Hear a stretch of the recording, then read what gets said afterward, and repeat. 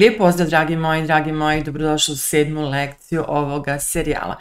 Kao što smo to najavili u prethodnoj lekciji, u današnjoj lekciji pozabavit ćemo se opet glagolom have, ali njegovim oblicima za prošlo i buduće vrijeme.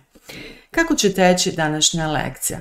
Budući da smo iskoristili iste rečenice koje smo preveli sa našeg na engleski u prošloj lekciji, u današnjoj lekciji ono što vi trebate raditi jeste kada ja pročitam rečenicu na engleskom u sadašnjem vremenu, vi je trebate reći u obliku za prošlo vrijeme. Dakle, ja ću se zaista truditi da vam dadem tu dovoljnu pauzu da možete to usmeno da prevedete. Dakle, današnja vježba je prilika i da vježbate taj automatizam, dakle da automatski pravite rečenice bez puno razmišljanja. Znam da ste početnice, još uvijek je poprilično teško, ali što više budete vježbali, to će sve da ide lakše. Eto, toliko u samom uvodu, idemo mi na gradivo današnje lekcije.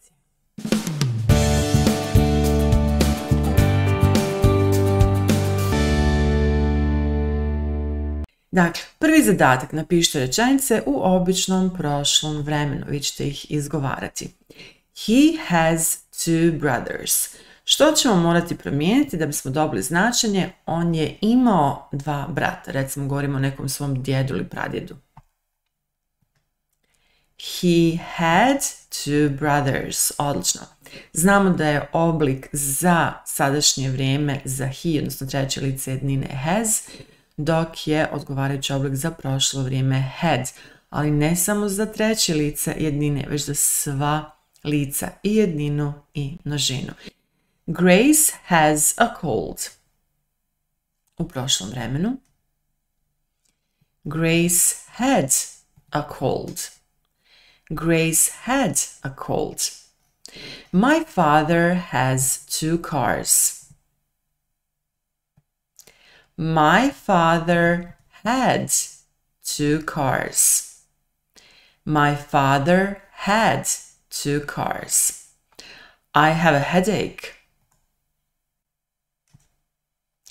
I had a headache. I had a headache. Paul has very long hair. Paul had very long hair. Paul had very long hair. Our house has big rooms. Our house had big rooms. Our house had big rooms. The book has 800 pages. The book had 800 pages. The book had 800 pages. Susie and Mick have a really nice flat. Susie and Mick had a really nice flat. Susie and Mick had a really nice flat. Bravo, svaka čast. U narednoj vježbi radimo istu stvar kao i u prethodnoj vježbi, samo što je sada riječ o takozvanim da ne pitanjima. U prethodnoj vježbi vodili smo računa da ono has ili have prebacimo u had. O čemu sada moramo voditi računa? U čemu se razlikuje to sadašnje vrijeme glagola have od običnog prošlog vremena glagola have? Što mislite? Kad je riječ o pitanjima? Naravno, ovo do. I to je sve o čemu trebate da razmišljate danas. Naravno, kada je riječ o ovim pitanjima. Dakle, to do će u prošlom vremenu da pređe u did, tako je. I u pitanjima kada je riječ o običnom prošlom vremenu, isto kao što je to bio slučaj u prethodnoj lekciji, u pitanjima u običnom sadašnjem vremenu, možete uvijek imati samo have. Ne možete imati had. Ok, mislim da je to sada jasno. Idemo malo to da provježbamo. Do you have a cat? Kako ćemo reći? Da li si imao mačku? Naravno, samo umjesto do kažemo did. Did you have a cat? Did you have a cat? Da, kada izgovarate ove rečenice tipa did desit će se da se spoje ove dvije riječi. Did you, did you. Dakle, kao pravi početnici kažemo did you have a cat, ali kada to vježbamo sve više i više, onda to did you postaje did you, did you. Did you have a cat? Does Eric have many friends? Dakle, da li je Erik imao puno prijatelja? Did Eric have many friends? Did Eric have many friends? Do they have a garden? Da li su oni imali baštu? Did they have a garden? Did they have a garden? Dakle, probajte tu intonaciju na kraju da malo povisite pošto je riječ o pitanju. Do they have any children? Da li su imali djeci? Did they? Did they have any children? Did they have any children? Does Peter have a cold? Da li je Peter bio prehlađen? Did Peter have a cold? Did Peter have a cold? Does your auntie have a dog? Da li je tvoja ujna tetka strina imala psa? Did your auntie have a dog? Did your auntie have a dog? Does Monica have any brothers or sisters? Odnosno, da li je Monika imala braća ili sestara? Did Monica have any brothers or sisters? Did Monica have any brothers or sisters? Does Laura have a boyfriend? Naravno. Did Laura have a boyfriend? Did Laura have a boyfriend? Why do you have two cars? Zašto si imao dva auta? Why did you have two cars? Why did you have two cars? U narednoj vježbi isti drill, samo što se radi o rečenicama u odličnom obliku. You don't have a cat, dakle ti nemaš mačku. Što ćemo promijeniti da dobijemo odličnu rečenicu istog značenja samo u prošlom vremenu? Naravno, ovo do ćemo zamijeniti sa did, odnosno čitav ovaj oblik ukoliko vam je lakše, zamijenit ćemo sa didn't. I opet have se može pojaviti samo u ovom obliku, dakle ne može imati oblik had. Pa ćemo da kažemo, ti nisi imao mačku. You didn't have a cat. You didn't have a cat. Eric doesn't have many friends. Vidite, ovdje doesn't, ali to nas ne interesuje, u prošlosti znamo da može biti samo didn't, bez obzira na lice i broj. Eric didn't have many friends. Eric didn't have many friends. They don't have a garden. They didn't have a garden. They didn't have a garden. They don't have any children. They didn't have any children. Tako je. They didn't have any children. Peter doesn't have a cold. Peter didn't have a cold. Tako je. Peter didn't have a cold. Your auntie doesn't have a dog. Your auntie didn't have a dog. Your auntie didn't have a dog. Monica doesn't have any brothers or sisters. Monica didn't have any brothers or sisters. Monica didn't have any brothers or sisters. We don't have enough money. Naravno. We didn't have enough money. We didn't have enough money. Laura doesn't have a boyfriend. Laura didn't have a boyfriend. Laura didn't have a boyfriend. You don't have two cars. You didn't have two cars.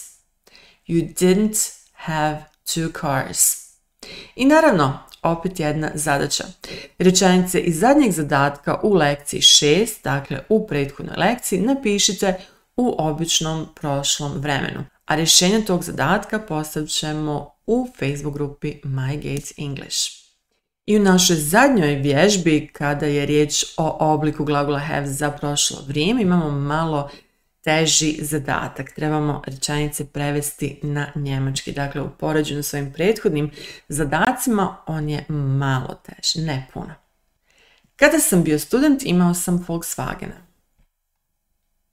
Imao sam. I had, naravno. Dakle, when I was a student. Dakle, I was a student, ja sam bio student. Kada sam bio student, when I was a student. I had a Volkswagen. I had a Volkswagen. Ana je bila prehlađena prošle sedmice. Koristit ćemo koji ono izraz?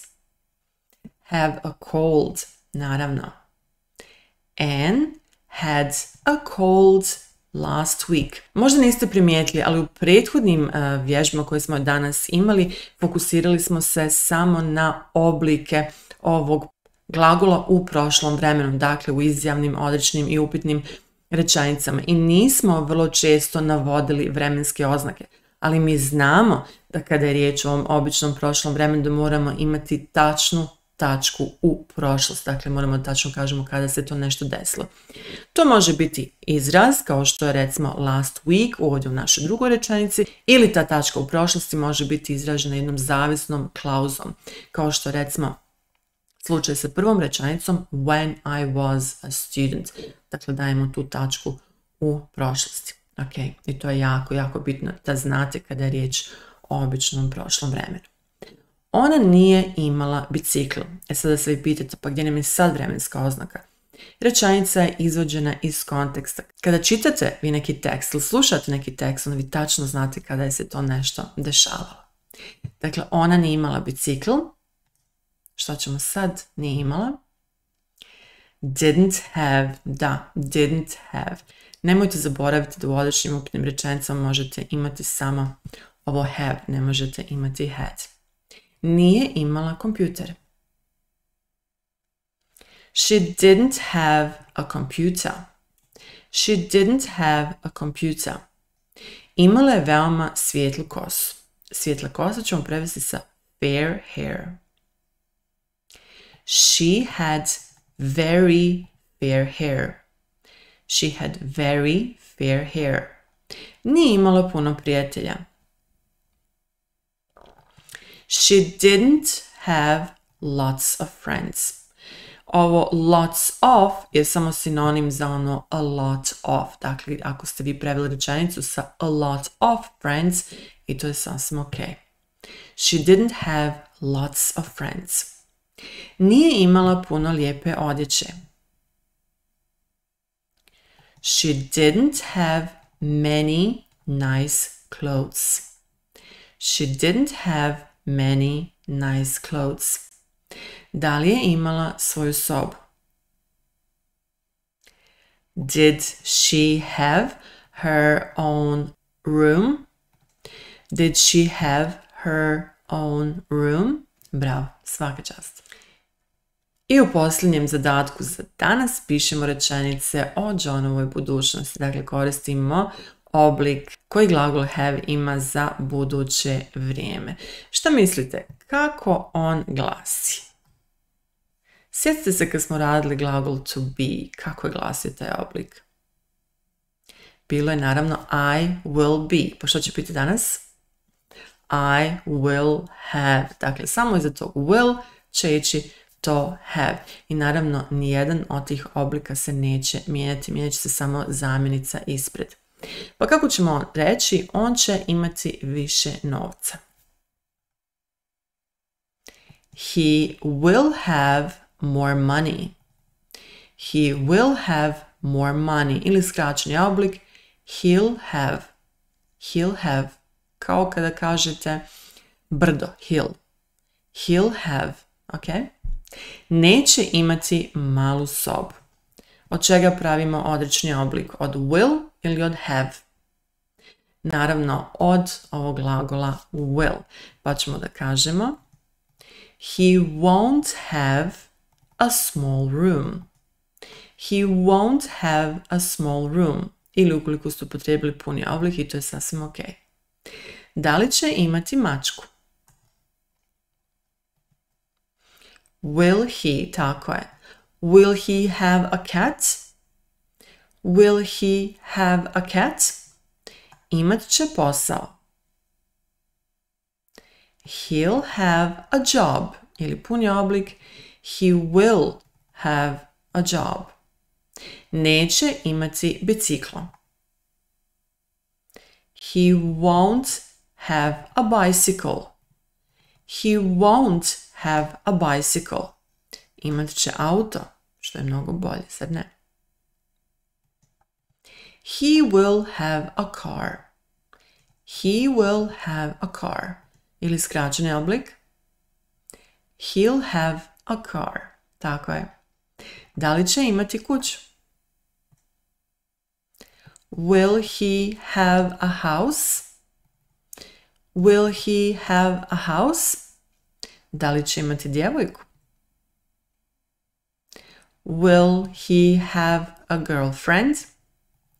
Will he have a girlfriend? Neće imati staru odjeću.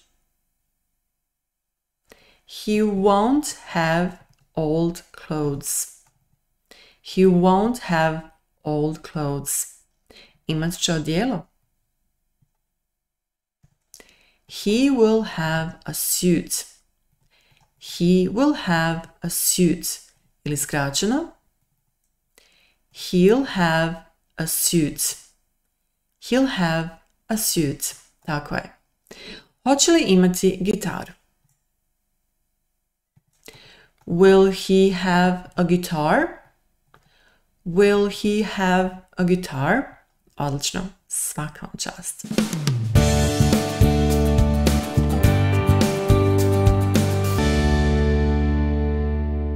I na samom kraju današnje lekcije ostalo je naravno da najavimo što ćemo to raditi u narednoj lekciji. Kao što vidite na ekranima, riječ je opet o glagolu have, ali ovaj put nismo toliko fokusirani na formu koliko smo fokusirani na značenje. Što to znači? Učit ćemo one najkorisnije i najčešće upotrebljavane fraze koje se pojavljuju sa glagolom have. Dakle, nešto što će vam sigurno biti od velike koristi. Eto, toliko za danas. Ja vas sve lijepo pozdravljam i vidimo se uskoro.